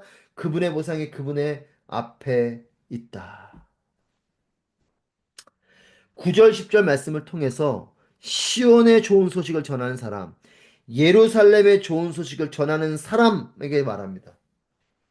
시온과 예루살렘에게 전하는 좋은 소식이 뭐냐면 10절에서 보라 주 여호와께서 능력으로 오시고 친히 그 팔로 다스리신다.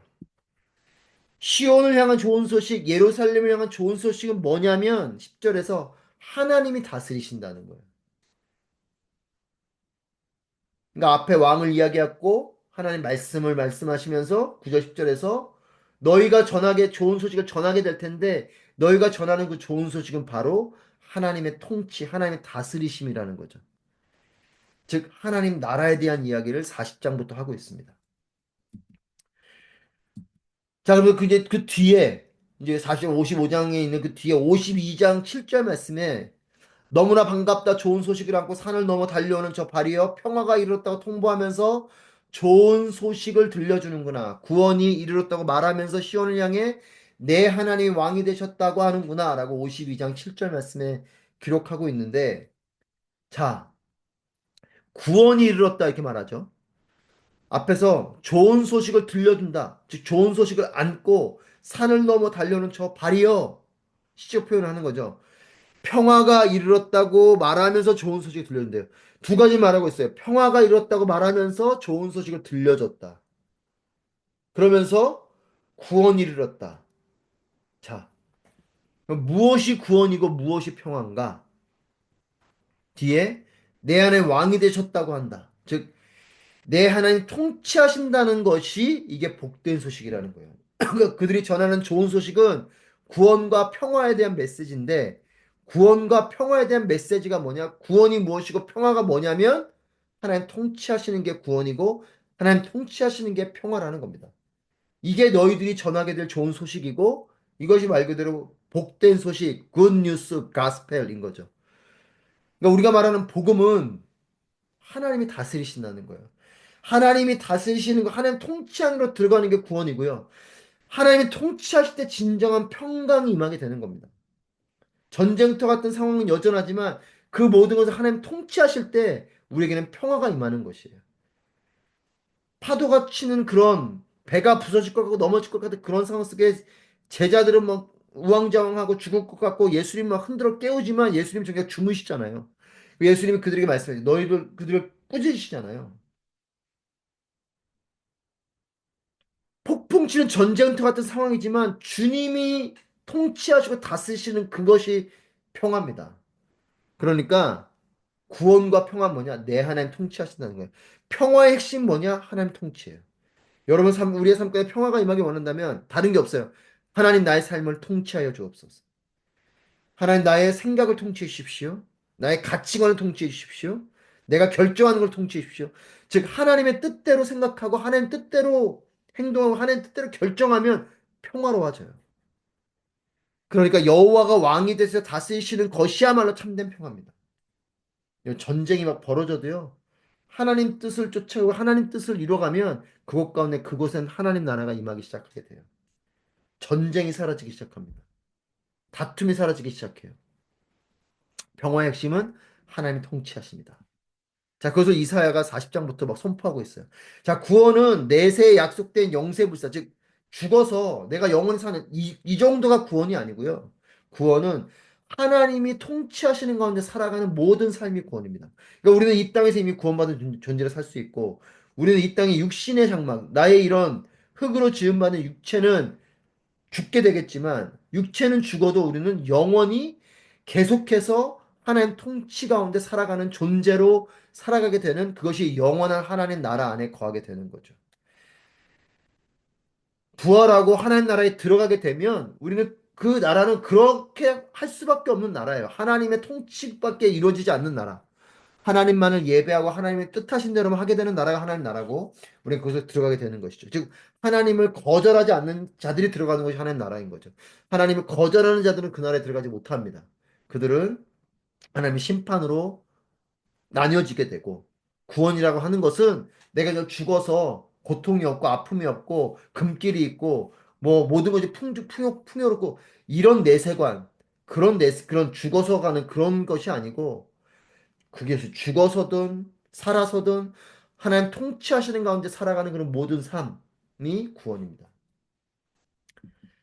자, 여호와 하나님 믿는다는 건 그렇기 때문에 여러분 이게 중요한 부분인데 하나님 백성이 처한 현실을 전혀 다르게 인식하는 것이에요.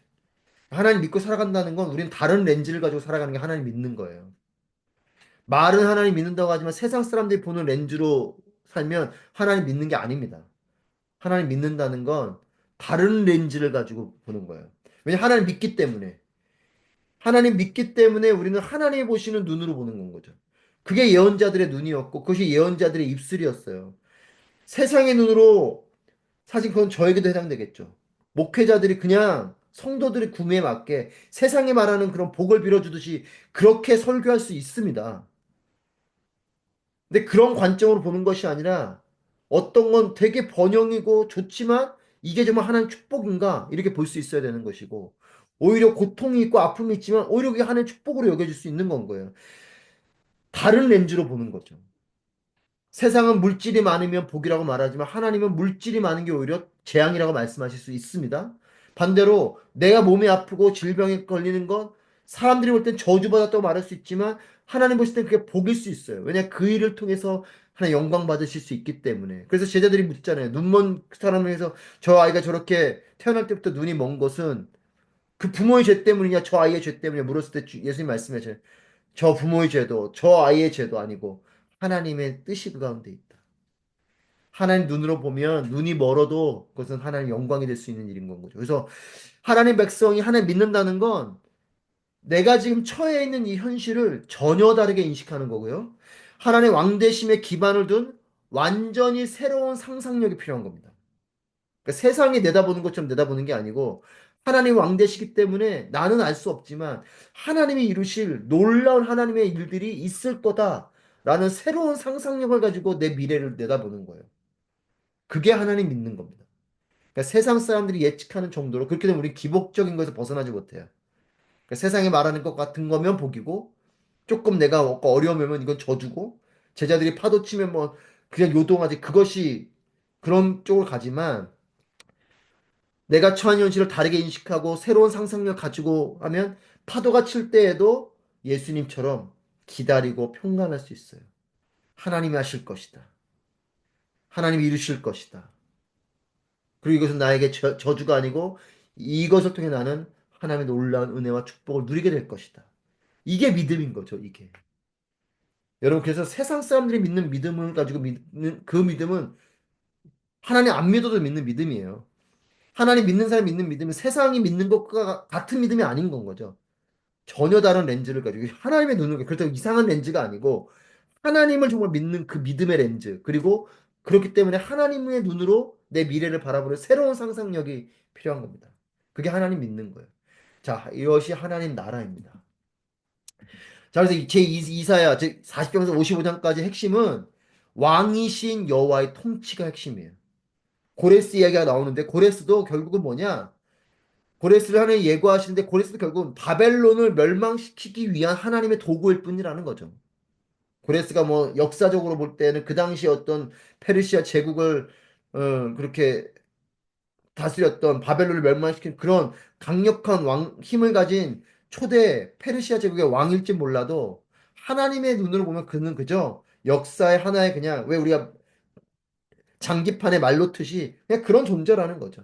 너는 바벨론을 멸망시키는 존재로 하나님께 세운 도구일 뿐인 거죠. 그건 다르게 말하면 우리도 마찬가지입니다. 내가 뭐 엄청난 부를 가지고 있고 엄청난 힘을 가지고 있다 하더라도 우리의 눈은 나는 그저 이 부유함도 내가 가지고 있는 이런 권력도 이런 어떤 지식도 그저 하나님께 쓰임받을 도구일 뿐이다. 여러분 이것이 하나님 나라의 관점인 거죠. 그 관점을 가지면 그 물질을 어떻게 하면 하나님께서 원하시는 하나님 주신 것이니까 하나님 원하시는 대로 어떻게 내가 이것을 선용할 것이며 내가 가지고 있는 이런 지식을 어떻게 하나님께 뜻에 따라 쓰임 받을 것이며 이게 하나님 나라의 백성의 모습인 것처럼 그래도 고레스 사건의 본질은 뭐냐? 하나님 다스리심에 있다는 겁니다. 자, 그것이 제2사의 핵심 내용이고 하나님 통치는 그래서 결국 여호와의 종을 통해 이루어진다.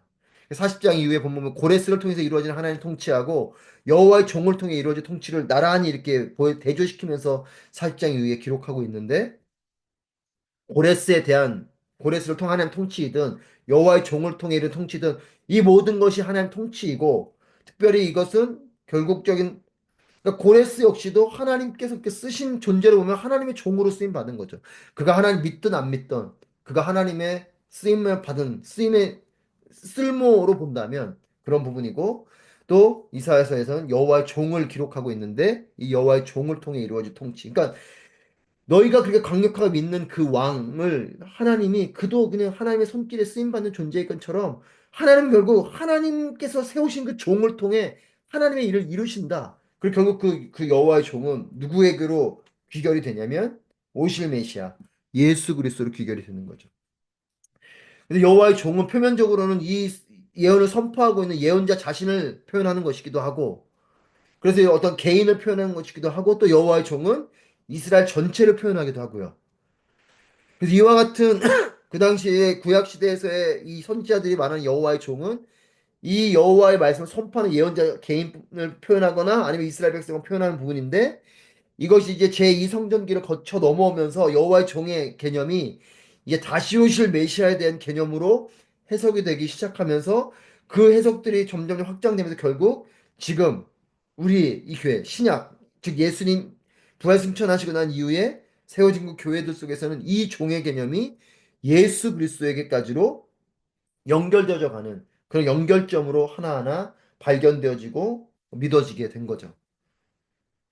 자, 그래서 4장 55장까지는 그 여호와의 종에 대한 이야기를 하면서 하나님 통치를 말합니다. 자, 56장, 66장까지는 제2사야, 제3사야하고 공통점이 꽤 많은데, 즉, 40장부터 55장까지, 그다음 56장부터 66장까지, 그래서 40장부터 66장까지 하나로 보기도 해요.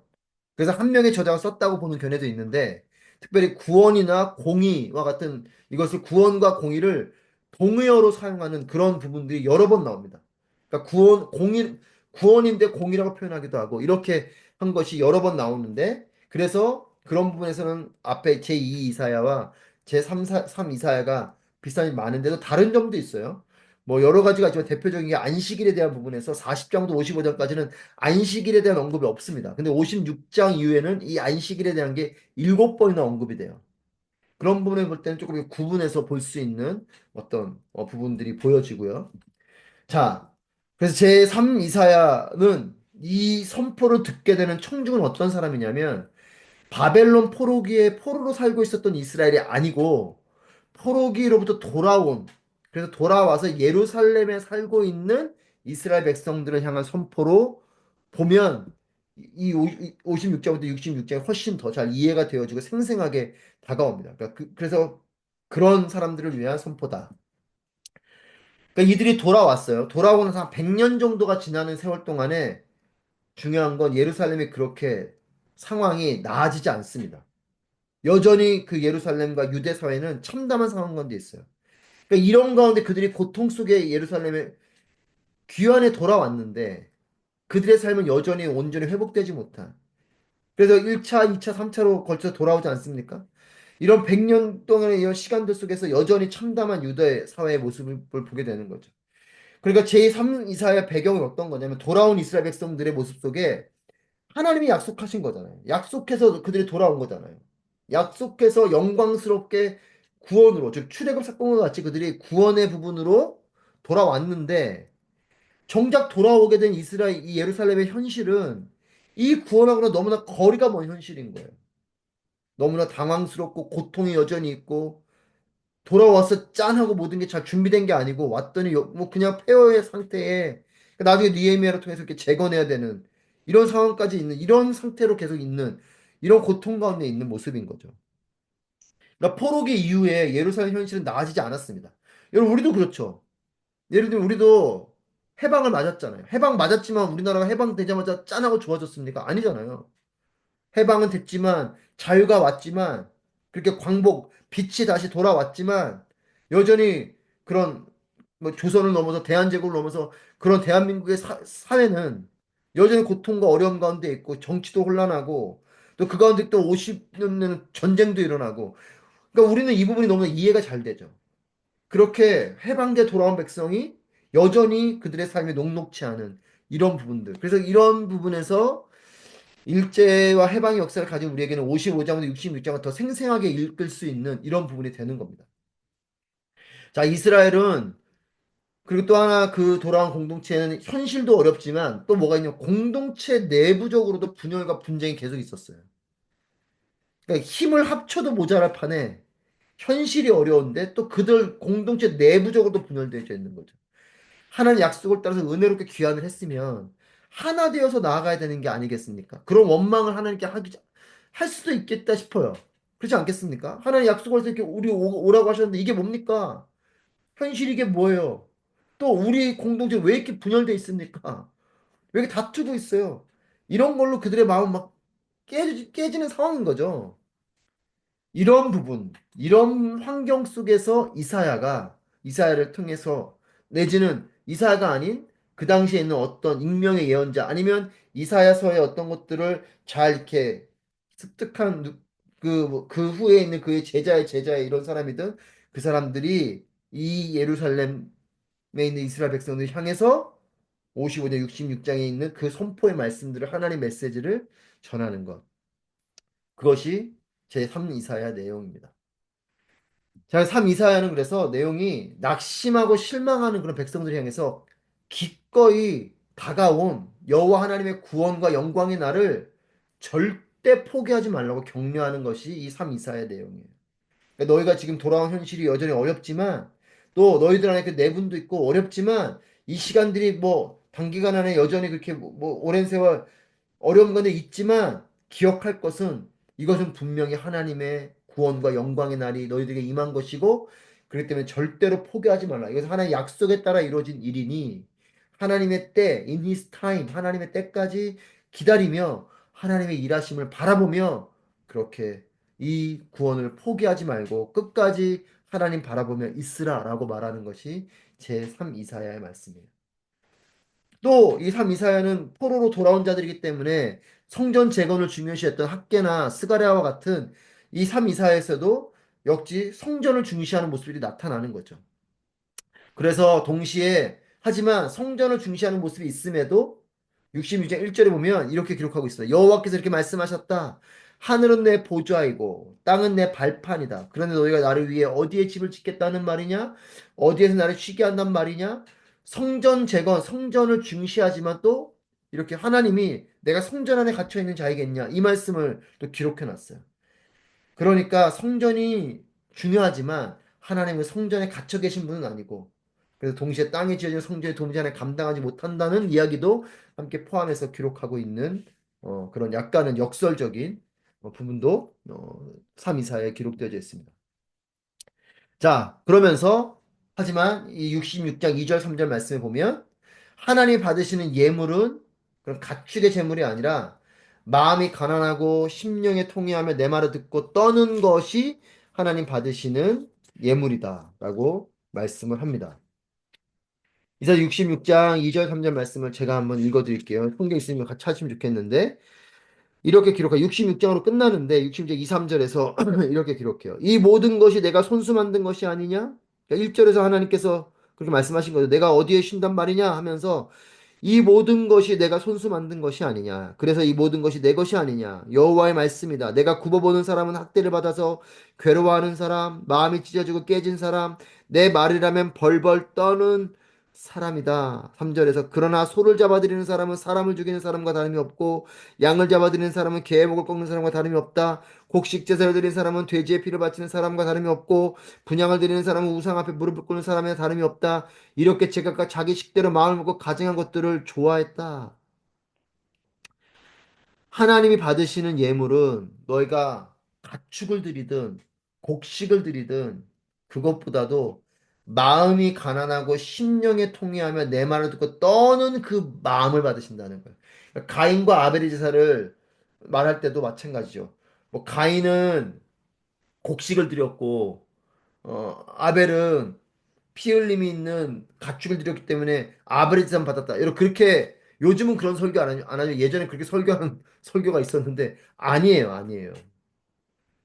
곡식을 드려도 상관없어. 하지만 분명히 뭐라고 말하냐면 아벨은 믿음으로 드렸다고 나와요. 즉 마음으로 드렸다는 거죠. 그러니까 재물의 내용이 중요한 게 아니고 재물의 양이 중요한 게 아니고 마음이 중요하다는 겁니다. 마음이 가난하고 심령에 통회하며 하나님 말씀을 듣고 경외하고 그 말씀에 떠는 자, 그 사람의 마음을 하나님 받으신다는 겁니다. 그러니까 이사야서 66장을 마무리하면서 결국 하나님께서 이사야서 하는 말씀은 내가 성전을 재건하는 것도 좋고 나를 위해 재물을 드리는 것도 다 좋은데 기억할 것은 나는 성전 안에 갇혀 있는 분은 아니라는 거예요. 하지만 하나님께 성전을 기뻐하는 건 하나님 집이 필요해서가 아니라 그 마음을 보실 거죠. 그래. 그래도 너희가 이렇게 나를 위해 집을 지어줬구나. 왜요? 왜 그런 거 있잖아요. 우리 아이들이 정말 볼품없는 손으로 종이로 만든 카네이션을 어버이날에 달아드리면 참 볼품도 없고 그거 달고 다니면 어떻게 보면 좀 이렇게 쑥스러울 수도 있는데 그래도 그 아이의 정성이 기특해서 가슴팍에 붙이고 이렇게 다니시는 그 부모님의 마음이 하나님 마음인 거죠. 꼭 그거 안 달아도 괜찮고 하지만 그 성전이 꼭 없어도 하나님은 괜찮으시지만 그 성전을 하나님께서 그 마음을 보신 것처럼 이 부분도 마찬가지로 성전을 재건하든 너희가 재물을 드든 다 좋은데 중요한 건 너희의 마음이라는 거예요. 결국 이사야서를 마치면서 하나님께서 이스라엘 백성들 하시는 말씀은 결국 중심을 말하고 있는 겁니다. 제사를 많이 드리는 것, 뭐 어떤 종교적인 행위를 많이 하는 것, 그게 나쁘다는 건 아니지만 그것을 너희가 아무리 열심히 해도 그가 안에 너희의 마음이 없으면 아무것도 아니다. 자, 이런 부분으로 우리가 이사야서 말씀을 이제 하나하나 40장부터 66장까지 보면 좋겠습니다.